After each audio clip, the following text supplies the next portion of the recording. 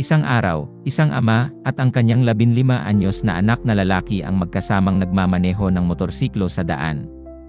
Habang bumabaybay, napansin ng ama ang isang grupo ng kabataang lalaki sa gilid ng kalsada, abala at tila may hinahanap.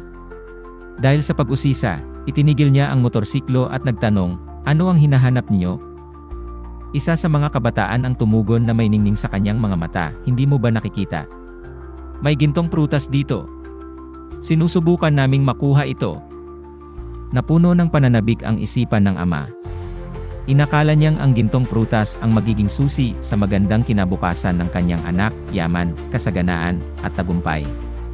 Sa sobrang pagnanasa, walang pag-aalinlangang itinulak niya ang kanyang anak patungo sa hukay kung saan naghahanap ang iba at iniutos, "Kunin mo ang gintong prutas na iyan, kahit ano nang mangyari." Nagulat at nalito ang anak. Tumingin siya sa kanyang ama at nagsabi, "Ngunit ama, hindi ko kailangan ang gintong prutas.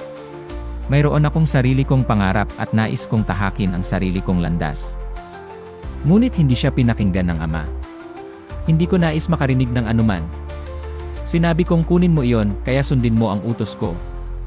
Napabuntong hininga ang anak. Wala siyang magawa kundi sumunod.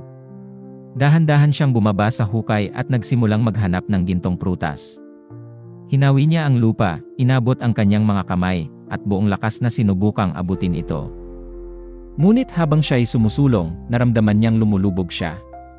Sa kanyang pagkataranta, napagtanto niyang hindi ito ordinaryong lupa, ito ay kumunoy. "Amang, tulungan niyo ako," sigaw niya. "Hindi ito basta putik, nilulunod ako nito." Ngunit nanatiling bulag sa katotohanan ang ama. "Huwag kang magdahilan. Kung kaya ng iba, kaya mo rin. Subukan mong mas mahigpit." Sa kanyang huling lakas, sinubukan pa ng anak na abutin ang gintong prutas, ngunit tila laging mailap ito, laging nasa labas ng kanyang maabot. Hanggang sa tuluyan siyang nilamon ng kumunoy. Nabalot ng katahimikan ang paligid. Napatulala ang ama, unti-unting napagtatanto ang kanyang nagawa. Sa kanyang labis na kasakiman, nawala sa kanya ang tunay na kayamanan, ang kanyang anak. Napaluhod siya, humagulgol, at nagsisigaw, "Ano ang aking nagawa? Hinabol ko ang ginto, ngunit nawala sa akin ang pinakamahalaga."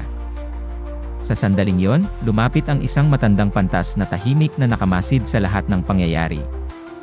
"Bakit ka umiiyak, kaibigan?" tanong ng pantas. Sa gitna ng kanyang pagdadalamhati, itinuro ng ama ang gintong prutas, at ikinuwento ang lahat. "Gusto ko lang bigyan ng magandang buhay ang aking anak. Ginawa ko ito para sa kanyang kinabukasan. Paano ako nagkamali?" Tinitigan siya ng pantas at nagsabi, "Masyado kang nabulag sa kinang ng ginto, kaya hindi mo man lang sinuri kung ito ay tunay. Tumingin kang muli." Dahan-dahang tumingala ang ama at nanlaki ang kanyang mga mata. Ang pantas ay umakyat sa isang puno, itinuro ang isang sanga, at nagsabi, "Ang hinahabol mong gintong prutas ay anino lamang. Ang tunay na prutas ay narito sa itaas." Nanlumo ang ama. Ipinaglaban niya ang isang bagay na hindi totoo, at dahil doon, nawala sa kanya ang kanyang anak.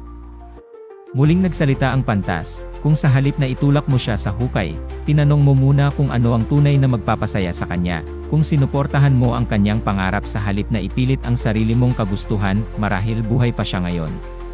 At marahil, siya mismo ang makakatuklas ng tunay na gintong prutas."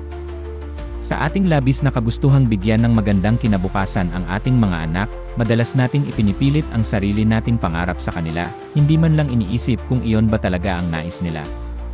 Ngunit ang tagumpay at kasiyahan ay hindi maaaring ipilit. Ang tunay na gintong kinabukasan ay hindi nasa ating paningin, kundi nasa tunay na hangarin ng ating mga anak. Sa halip na itulak sila sa anino ng ating mga inaasahan, dapat natin silang gabayan patungo sa liwanag ng kanilang sariling pangarap.